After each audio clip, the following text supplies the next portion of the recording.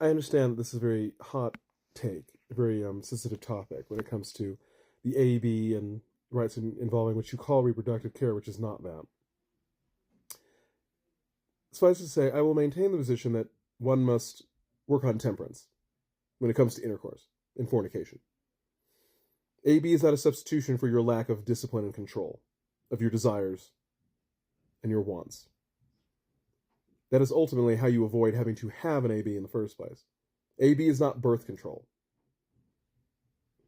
You don't get to make up for your inability to discipline yourself. Because you won't practice any chastity or temperance. You won't have any dignity or self-respect.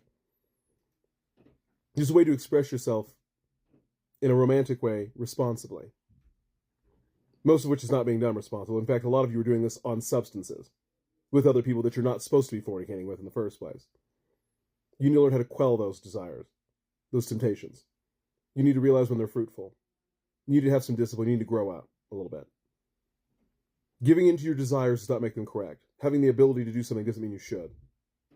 I think it's really important to know. And that goes for anything. Anything can be an addiction, including that. And this is from the same side that's whining about freedom and freedom and freedom. Well, you don't support freedom of speech for other people. You think speech has consequences, but your actions when you fornicate shouldn't? Speech is not an action. Fornicating is.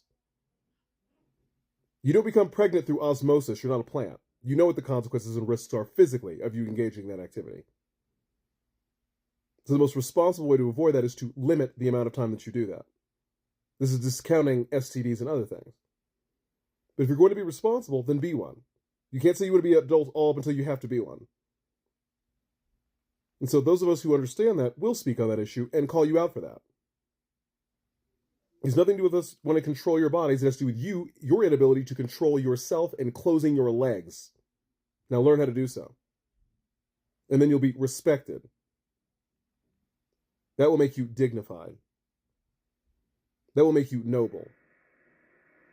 You can save what little valor you remain. But people shouldn't have to not call you out because you don't want to have that.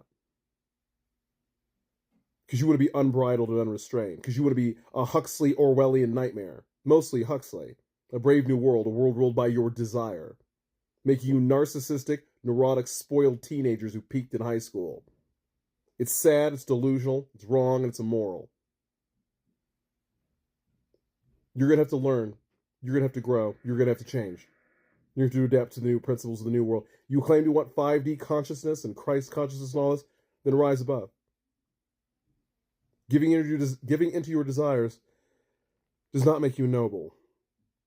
Does not make you ethical, does not make you moral. You're going to have to grow up at some point. AB is not a right. It may be a reality, but it is not a right. And you need to treat it as such. That's all I have to say about that.